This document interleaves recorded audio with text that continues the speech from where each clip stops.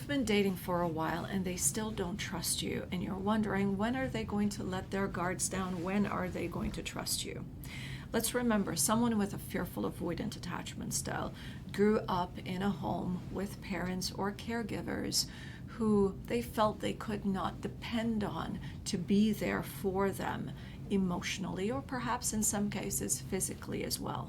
They have learned how to take care of themselves. They know how to self-soothe. They're super independent because in their childhood they perceived the actions or words of their parents and caregivers as things that would hurt them. They could not quite depend on these people who were put in charge to take care of them.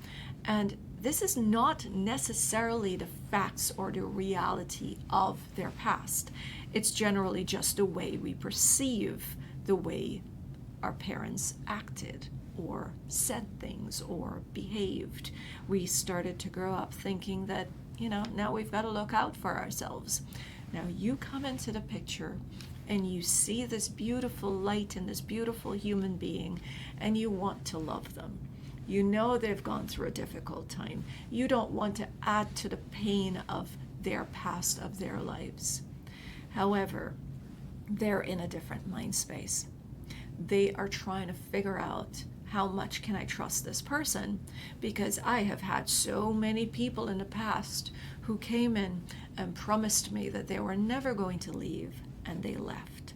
Now, what someone with a fearful avoidant attachment style may not stop to consider is that when they've met someone in the past, when they started to date someone in the past, they were all in at the beginning of the relationship. And as the relationship started to progress, they started to test the person to see if that person would leave. They would say things and they would do things to see how this person reacts. It's like children. They test boundaries to see how much they can push.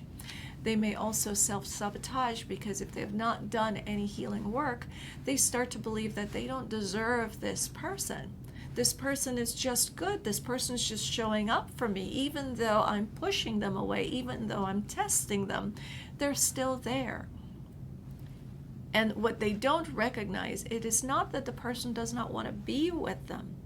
It is that after a while, the testing, the self-sabotaging, the manipulation, everything that they do in the relationship becomes too much of a burden to be carried.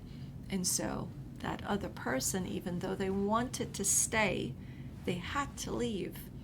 But in the avoidant attaches mind, what's going on is that everyone leaves me. Everyone leaves me. No, we leave because of actions. Every action has a consequence. And as human beings, we can only tolerate so much. So what you want to do if you've got a fearful avoidant attachment style person is to let them know the truth. You want to be honest with yourself while you're being honest with them. You want to be able to say, look, I don't want to leave. I don't want to leave this relationship. I love you. I think this can work. I'd love to build a life with you and walk into my golden years with you. However, if I keep being tested, if the self-sabotaging continues, if I keep sensing that you're manipulating me and you're not considerate of my feelings, if I feel that I'm going to lose myself, I will have no choice but to leave.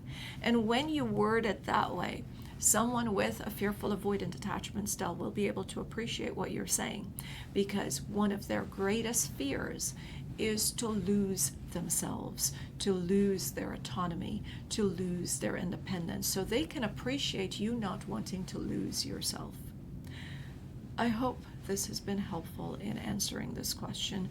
You also want to know that consistency is important and patience.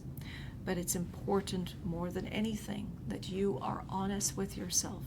No one is going to stay in a relationship when it starts to threaten that person's survival. As human beings, we want to survive. A fearful avoidant attached person knows this very well. They're more in a survival mode than those with an anxious attachment style. We look for survival, or we will look for ways of surviving quite differently The fearful avoidant wants to be independent and take care of themselves. The anxious attached believes in community. I need to be with someone else so that I could be safe. It's just a different form of survival, but a fearful avoidant will be able to appreciate it. And what do we need in order to feel as though we're safe, we're going to live, we're going to survive? Consistency. That makes us feel safe. We know what's coming towards us. When we don't know what's coming towards us, then we get scared. So you want to communicate this with your fearful, avoidant, attached style person. Let them know that, yes, I want to be in this relationship with you. I want it to work. I can't go through this testing for the rest of my life. Something's got to be worked out. And you remain patient, and in time, they'll drop their guards down and trust you. I hope this helps.